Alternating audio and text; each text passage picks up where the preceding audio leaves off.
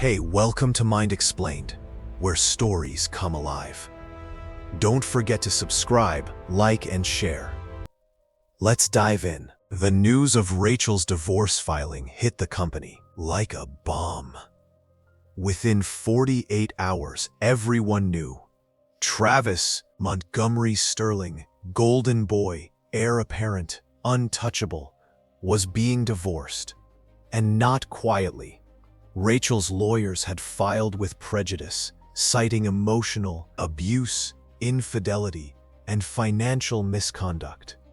The evidence was damning. Ethan watched it unfold from his corner office, monitoring the fallout with the detachment of a chess player executing a strategy planned months in advance. He hadn't leaked the documents. Rachel's lawyers had done that, strategically feeding information to the press to control the narrative. Montgomery heir caught in embezzlement scheme. Multiple affairs rock Sterling family.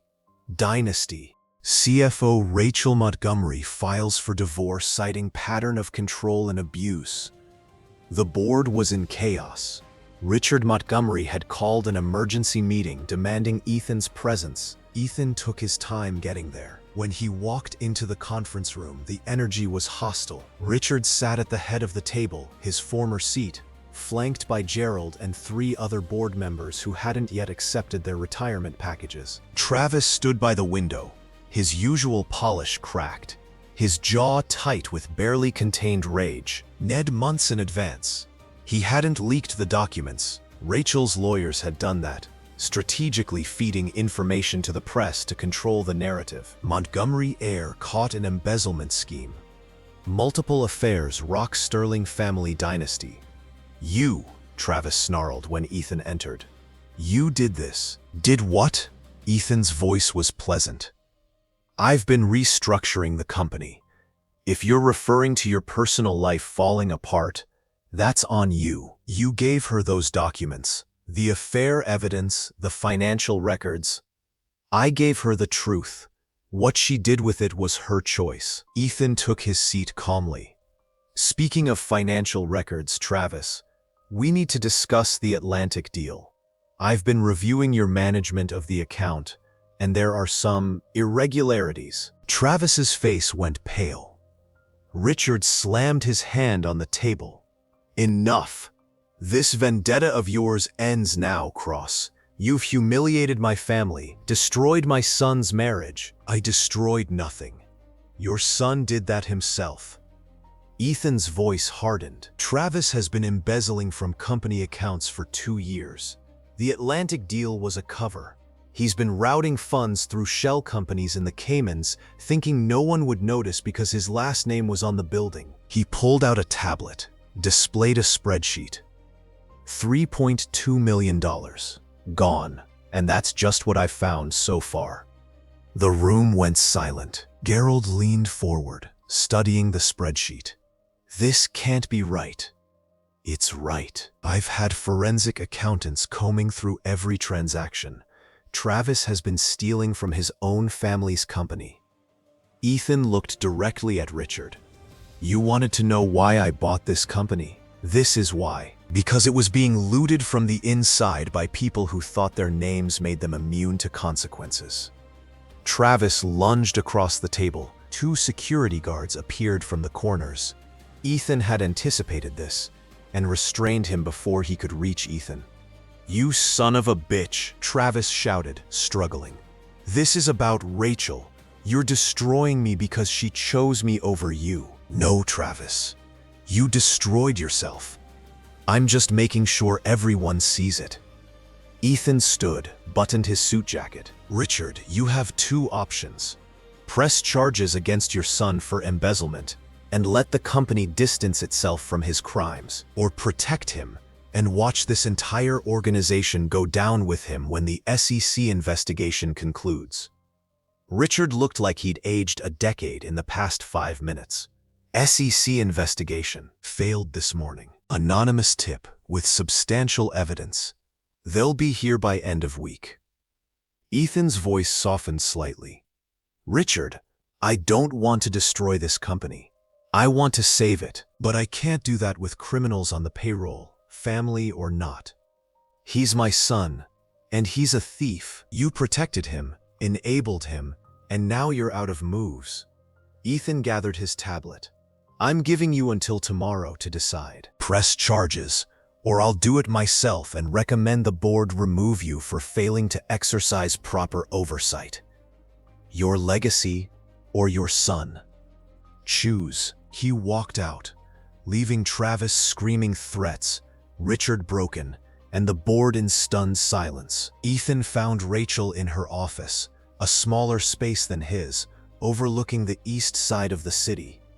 She was staring at her computer screen without seeing it, her hands trembling slightly. You heard, he said from the doorway. She looked up. The whole floor heard. Travis was shouting loud enough to wake the dead. She rubbed her face tiredly. The SEC? You reported him? Someone had to. He stole from the company, Rachel. From employees, shareholders, from your father. He thought he was untouchable. He was my husband. Even if I'm divorcing him, it's going to destroy the family. My father. Your father enabled this. He looked the other way when Travis started acting suspicious because he was too invested in the fantasy of a united family empire. Ethan stepped into the office, closing the door. How are you holding up? I'm terrified. Travis has been calling, texting, 27 messages in the past hour. Threats, pleas, promises to change. My lawyer says not to respond, but her voice cracked. What if he shows up at my apartment? What if he... Where are you living? Still at our penthouse. I can't afford to move out until the divorce is finalized and the assets are divided. Ethan pulled out his phone, sent a quick text. You'll have a security detail within the hour. 2 guards, 24/7, until this is resolved. They're the best in the city. Ethan, I can't afford. I can. And this is my company now. You're my CFO. Consider it a company benefit. He sat in the chair across from her desk. Rachel, I need to ask you something, and I need you to be honest. Do you think Travis is capable of violence? She was quiet for a long moment. I don't know. He's broken things when he's angry. Phones, glasses, furniture. He's punched walls. He's never hit me, but... She swallowed hard. But I've been afraid he might. There's this look he gets, this coldness, and I wonder what would happen if I pushed too far. Then you're not going back to that apartment. Pack a bag, get your essentials, and the security team will move you to a corporate housing unit tonight. Fully furnished, secure building, separate from your marital residence. I can't just... Yes, you can. Travis is about to be arrested for embezzlement. He's going to be angry, desperate, and unpredictable. I won't have you in harm's way. Rachel stared at him. Why are you doing this? After everything I did to you, because I'm not him. How many times do I have to say that? Ethan's voice was firm but not unkind. You made a mistake 5 years ago, a bad one. But that doesn't mean you deserve to be trapped or hurt or afraid. No one deserves that. Tears welled in her eyes. I don't deserve your help. Maybe not, but you're getting it anyway. That evening, Ethan stayed late reviewing restructuring proposals when his assistant knocked. Mr. Cross, there's someone here to see you. She doesn't have an appointment, but she says it's about Rachel Montgomery. A woman walked in, petite, mid-50s, expensively dressed, with the kind of face that had once been beautiful and was now handsome. Margaret Montgomery, Richard's sister. Ethan recognized her from photos. Aunt Margaret, he said, standing. We haven't been formally introduced. No, we haven't. But I know who you are. She settled into a chair without being invited, crossed her legs. The poor intern who wasn't good enough for my niece, now the billionaire who owns everything. It's a compelling narrative. It's a revenge plot. Her eyes were sharp. Let's not pretend otherwise. You bought this company to punish my brother. You're destroying my nephew to hurt my family. And you're using Rachel as your weapon. I'm using Rachel. Ethan's voice cooled. Travis trapped her in a marriage that was slowly killing her. Richard blackmailed her into that marriage by threatening me. And you, where were you when all of this was happening? Where was the family that's supposed to protect her? Oh, host did it. They didn't know how bad it was. Rachel hid it well, because she was ashamed, because your family made her believe her worth was tied to making good matches and maintaining appearances. Ethan sat back down. Why are you here, Margaret? To ask you to stop, to let this go. Travis made mistakes, but he's young, stupid.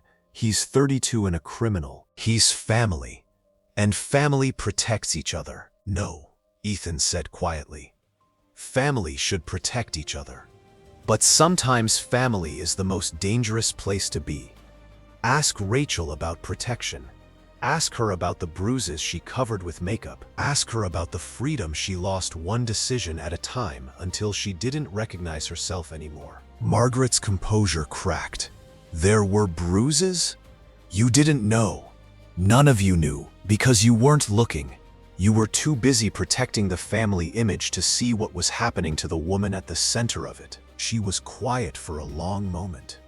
What do you want, Ethan? What's your endgame? I want justice. I want this company to thrive without corruption. I want Rachel to be free to build the life she deserves. And I want every person who thought they could threaten and manipulate people weaker than them to understand that actions have consequences. And what about forgiveness? Redemption? Those are earned, not given freely to people who haven't done the work to deserve them. He leaned forward. But I'll make you a deal, Margaret. Convince Richard to press charges against Travis. Make a public statement condemning the embezzlement. Support Rachel's divorce publicly. Do those things and I'll make sure the Montgomery name survives this scandal. I'll restructure the board to include family members who actually care about ethics. I'll preserve the legacy your brother built before he lost his way. And if we don't, then I'll let the SEC investigation take its natural course. And the Montgomery name will be synonymous with corruption for the next generation. Your choice. Margaret stood, smoothing her skirt. You've become ruthless. I've become clear. There's a difference. He stood as well. I loved your niece, Margaret. Maybe I still do in some way, but I won't watch her suffer to protect people who don't deserve protection. Not anymore. She nodded slowly. I'll talk to Richard. I can't promise anything, but I'll try. At the door, she paused. For what it's worth, Rachel talks about you. Even when she was married. Even when she wasn't supposed to. She'd see your name in Forbes or Bloomberg and her whole face would change. Pride, regret, longing. She never stopped thinking about you. That doesn't change what happened. No, but it might matter for what happens next. She left. Ethan stood alone in his office, looking out at the city lights, feeling the weight of choices made and choices still to come. His phone buzzed. A text from an unknown number. This is Rachel. New phone. Travis doesn't have this number. Thank you for the security team. For the apartment. For everything. I don't know how to repay you. He typed back. You don't have to. Just be safe. 3 dots appeared. Then, can I see you? Not about work. Just to talk. Ethan stared at that message for a long time. Every instinct he'd built over 5 years screamed at him to say no, to maintain distance, to protect the fortress he'd constructed around his heart. He typed, tomorrow, 7 p.m. There's a small Italian place on 48th Street, DiMaggio's. Do you remember it? Our place, where we had our first real date. I remember. See you there. He set down his phone and wondered if he was making the biggest mistake of his life or finally doing something right. The next morning, Richard Montgomery held a press conference. Standing beside him was Margaret, looking composed and sad. Notably absent, Travis. It's come to my attention that my son Travis Montgomery Sterling has engaged in financial impropriety, Richard said, his voice heavy but clear. Embezzlement from company accounts. I've spent the past 24 hours reviewing evidence compiled by our new majority owner, Ethan Cross, and by our forensic accounting team. The evidence is irrefutable. Reporters erupted with questions. Richard held up a hand. I am hereby resigning from the board of Montgomery and Sterling Industries, effective immediately. My sister, Margaret Montgomery, will take my seat and work with Mr. Cross on restructuring. I am also formally cooperating with the SEC investigation and have recommended charges be filed against my son. His voice cracked slightly. This is the hardest decision I've ever made, but it's the right one. My company, the company I built from nothing, deserves better than what my family has become. It deserves leadership that values integrity over legacy. He looked directly into the camera, and Ethan, watching from his office, saw genuine remorse in the older man's eyes. To the employees of this company, to our shareholders, and to my daughter Rachel, I'm sorry. I failed you. I prioritized the wrong things. I protected the wrong people. I'm stepping aside so this company can heal and grow under leadership that will do right by you. He paused. And to Ethan Cross, I was wrong about you. 5 years ago, I saw a poor intern and decided he wasn't good enough. Today, I see a man who cared more about this company and my daughter than I did. Thank you for having the courage to do what I couldn't. The press conference ended. Within an hour, #Montgomery resignation was trending. Within 2 hours, the SEC issued a statement confirming the investigation. Within 3 hours, Travis was arrested at his attorney's office shouting about betrayal as he was led away in handcuffs. Ethan received a text from Margaret. You gave us a chance to do the right thing. We took it. Thank you. Another text from Rachel. My father just called. He's in tears. I've never heard him cry before. I think you saved him. Saved all of us. Still on for tonight? Yes. 7 p.m. Ethan looked at his reflection in the window. The successful billionaire, the man who'd conquered everything, the version of himself that Rachel had said she needed, and he wondered if any of it would be enough to bridge 5 years of hurt. Ethan just gave Rachel's family a chance at redemption, even after everything they did to him. Have you ever had to choose between revenge and mercy? Between holding a grudge and offering grace? Drop a comment about a time you had to make that choice. Sometimes the hardest power to wield is the power to forgive. DiMaggio's hadn't changed in 5 years. Same red-checked tablecloths, same smell of garlic and oregano, same opera music playing softly in the background. It was a hole-in-the-wall place in a city full of Michelin stars, but it had been theirs. Cheap enough for an intern's budget, intimate enough for whispered conversations. Ethan arrived at 6:55, was shown to the corner booth they used to share. He ordered water and waited, wondering if she'd show up, wondering what he'd say if she did. At 7:02, Rachel walked in. She wore jeans and a simple sweater. No designer labels, no armor of expensive clothes. Her hair was down, loose around her shoulders. She looked younger, softer, more like the woman he'd fallen in love with 5 years ago. Hi, she said, sliding into the booth across from him. Hi. They sat in awkward silence for a moment, the weight of 5 years pressing down on them. Thank you for meeting me, Rachel said finally. I wasn't sure you would. I wasn't sure I would either. But curiosity got the better of me. She smiled sadly. That's fair. I don't deserve anything more than curiosity. The waiter appeared, took their orders, The same dishes they used to get, which both noticed but neither mentioned. When they were alone again, Rachel took a breath. I watched the press conference. My father, I've never seen him like that. Vulnerable, honest. You did that. You forced accountability where there's never been any. He made his choice.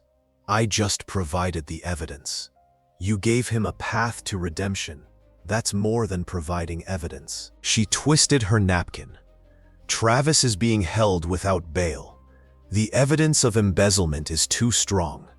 His lawyers say he'll probably get 5 to 7 years. How do you feel about that? Relieved. Guilty for feeling relieved. Sad for the man I thought I was marrying. She looked up, but not sad about the divorce. That part I'm sure about. I should have left years ago. Why didn't you? Fear. Shame.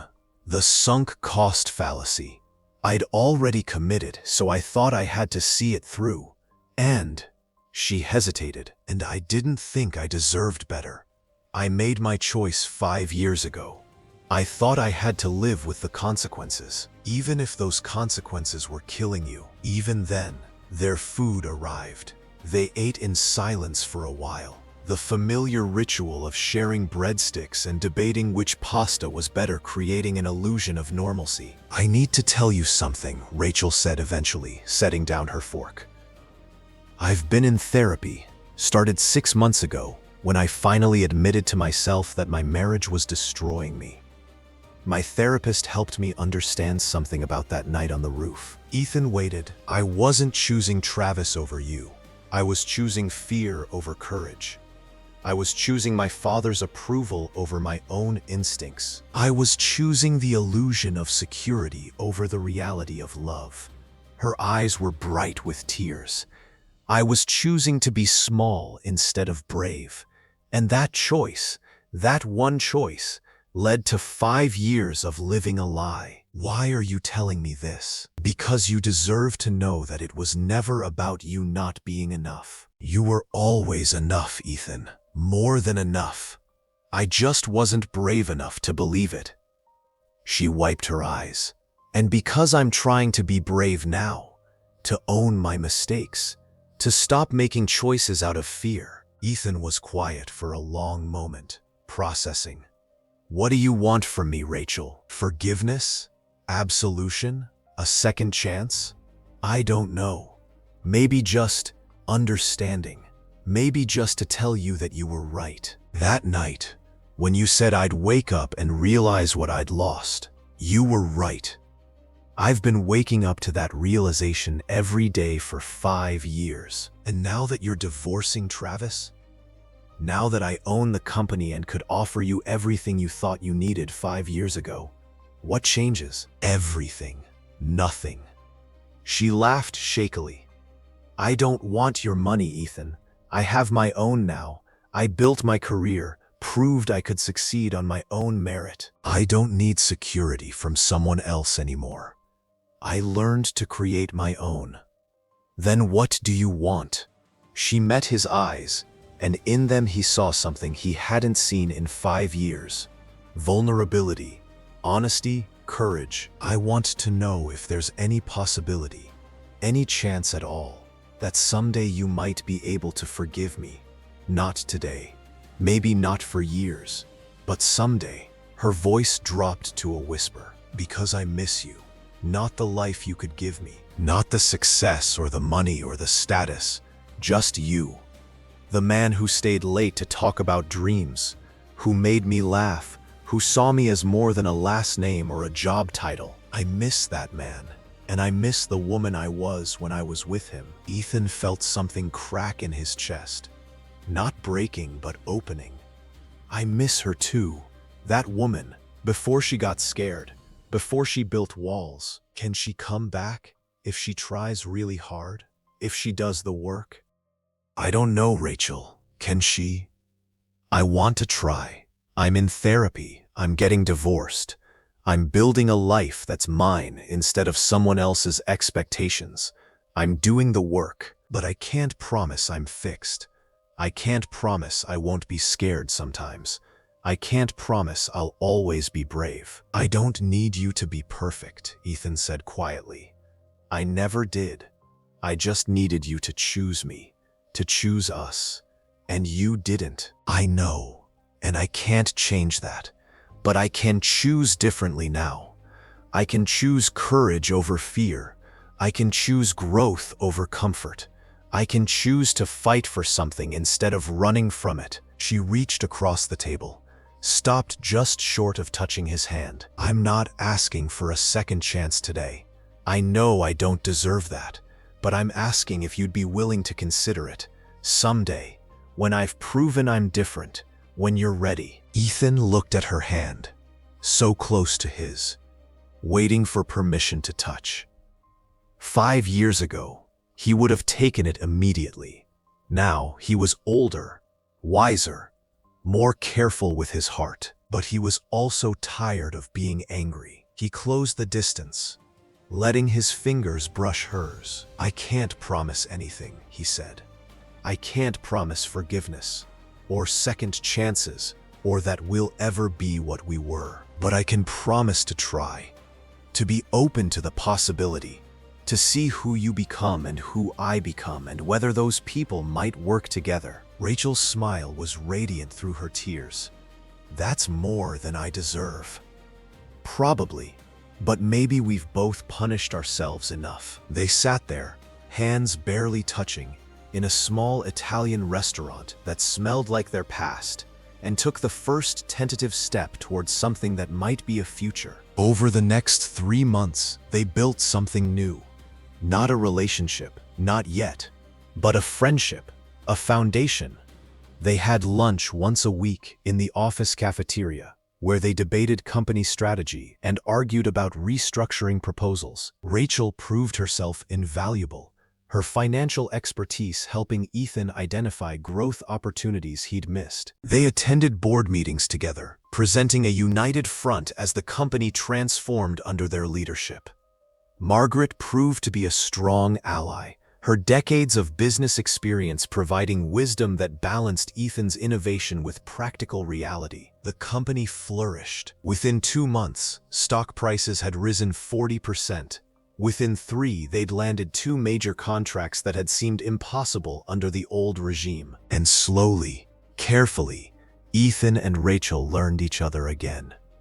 He learned that she'd started taking painting classes, something she'd always wanted to do but never had time for. She learned that he'd bought his mother's old garden bench back from the estate sale and kept it in his penthouse, a reminder of where he'd come from. She told him about therapy, about unpacking the trauma of her marriage, about learning to recognize manipulation and control. He told her about the loneliness of success, how everything he'd built felt hollow without someone to share it with.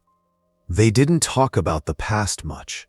That was still too raw, too painful. Instead, they talked about who they were becoming. I'm scared, Rachel admitted one evening over coffee in his office, that I'll mess this up, that I'll make another wrong choice and lose you again. Then don't think of it as choices, Ethan said. Think of it as a practice. Every day you practice being brave. Some days you'll succeed, some days you'll fail, but the practice is what matters. When did you become so wise? When I spent 5 years being angry and realized it was exhausting. Forgiveness is easier. She smiled. Is that what this is? Forgiveness? I'm working on it. Ask me again in 6 months. 3 months and 2 weeks after their dinner at DiMaggio's, Rachel's divorce was finalized. Travis was sentenced to 6 years for embezzlement. Richard Montgomery moved to Florida, retired, trying to rebuild a relationship with the daughter he'd failed. Rachel showed up at Ethan's office with a bottle of champagne. It's over, she said. I'm free. They drank champagne and talked until midnight about the future. The company's future. Their futures. It felt natural, easy, like the conversations they used to have 5 years ago but with more honesty, less fear. When she left, she paused at the door. Ethan, thank you. For everything. For the second chance I didn't deserve. You're earning it, he said. every day. Am I earning it? He considered. Ask me in 3 more months. She laughed. You're going to make me work for this, aren't you? Yes, but not because I want to punish you, because I want us to get it right this time. No shortcuts, no rushing, just honest building. I can do honest building. Good. Because I'm not that boy who loved you anymore, Rachel. And you're not that woman who was too scared to love him back. We're different people. We need to figure out if these new versions of us work together. And if they do, then maybe we write a different ending than the one we wrote 5 years ago. She smiled, hopeful and cautious. I'd like that. When she left, Ethan stood at his window, looking out at the city, and felt something he hadn't felt in 5 years. Hope, not certainty, not promises, just the quiet possibility that sometimes people do get second chances, if they're willing to do the work to deserve them. Thanks for watching. Kindly hit the subscribe button to get notified for part 3, and drop a comment and where you are watching from. Love you and see you soon.